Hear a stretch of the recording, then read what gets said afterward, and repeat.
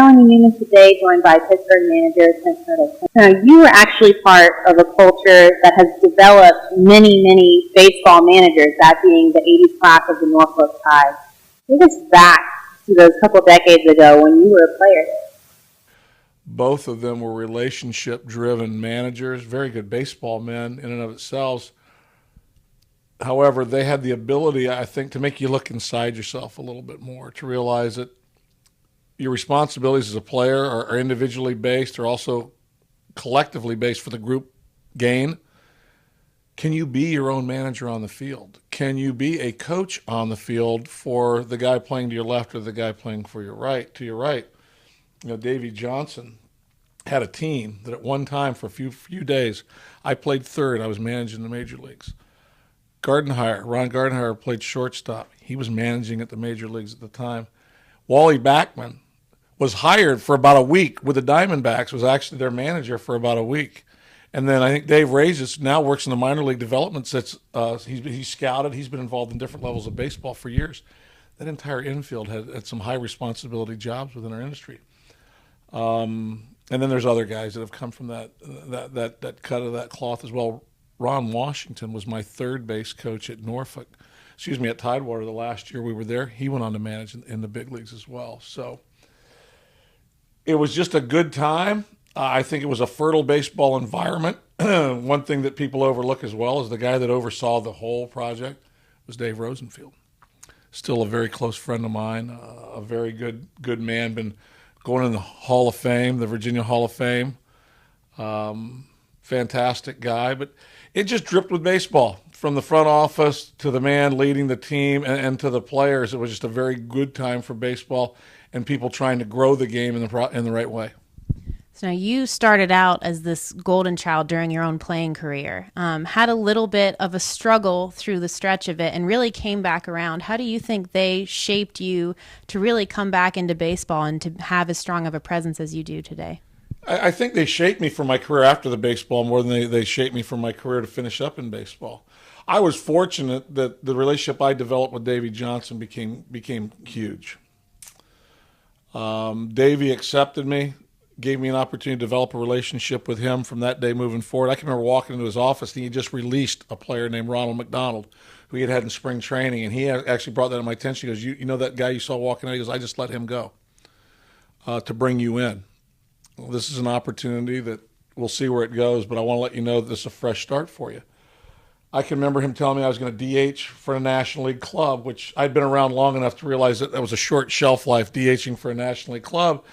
And it wasn't a handful of games in the season where our starting third baseman, Mike Bishop, broke his thumb. I can remember Davey looking down, have you ever played third base? I said yes, and I went out there and finished that game, played another game. He called me off. He goes, you've never played third base in your life, have you? I go, no, I haven't. And he goes, okay, I appreciate the want to. We need to work on the how to. And I ended up playing that season for the Tides and for Davey, 132 games. I played every game.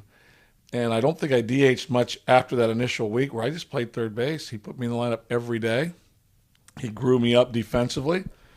He grew me up as much from the offensive side. Best times we would always have would be on the bus trips because Davey would hold court a little bit with the guys that we would sit in the front. Gardenhire, Backman, Razich, and myself, we would always sit in the front and talk ball and ask questions. And I do believe he helped me finish off my career.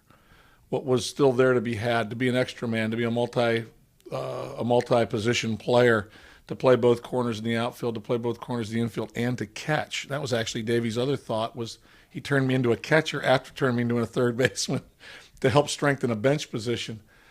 However, it was that view that he had about coaching and relationships that really kind of, I think, helped me catch on to develop the second wave of my career, which has been coaching and eventually managing. Now, you mentioned they were instilling in you as a player the ability to manage yourself. And your own pitching coach, Ray Searage, who is also one of those products, has said that the unique part of your staff with the Pittsburgh Pirates now is that they really work within themselves. Your mission is not to change who they are into one shape, but to develop what they already have. Does that really feed back off of that? I think it feeds back in the fact that the street cred we have here now as an organization, as a teaching organization, has caught on. Players are looking to connect with us. You know, we had to beg players, we had to overpay players to get them here initially, and then some players just did not want to come here. There was no chance of us. You know, we were like that poor person that didn't get asked to the homecoming dance. You know, now not only are we getting asked to the dance partners are increasing, and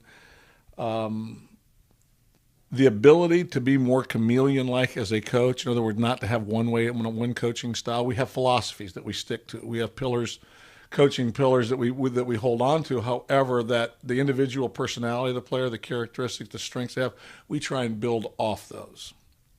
They know that they're close, so they wouldn't be here. We love guys that have had some success, but also have taken some knocks. Ray's taken his. I've taken mine. Pretty much everybody in the staff.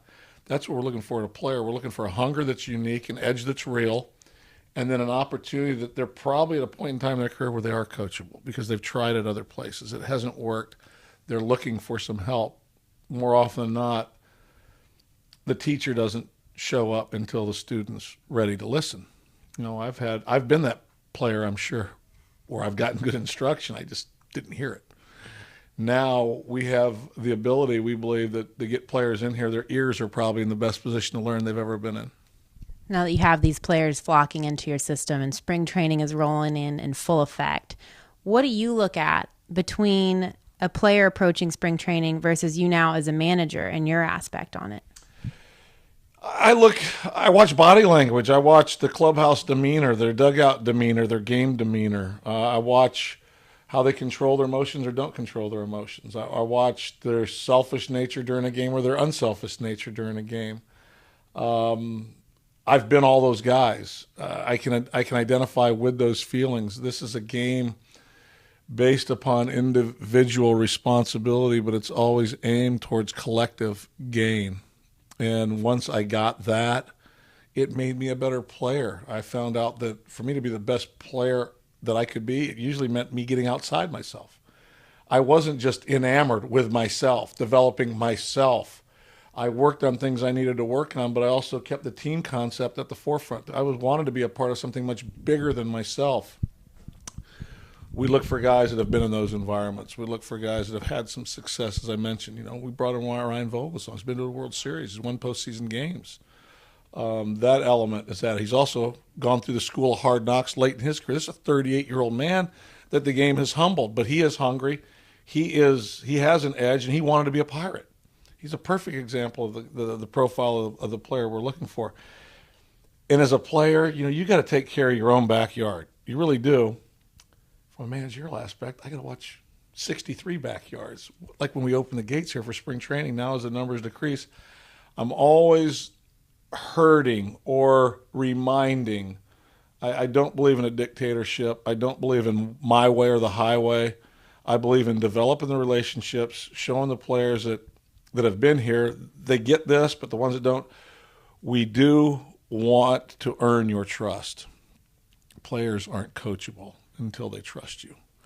You may have been in that position at some time in your life where you've had people that you didn't trust. You get to a certain point, that's as far as you go. People that you trust, there's really nothing that you won't do for them.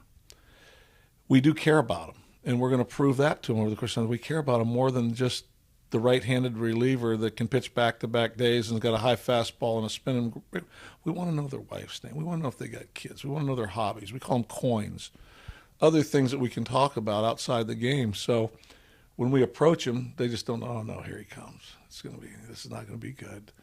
And we're also going to show them that we can make them better. When we get to that point where coaching opportunity does present itself, we're going to be ready, we're going to be prepared, we're going to have the opportunity to show them this might work. Have you tried this? Could we get you to buy into this?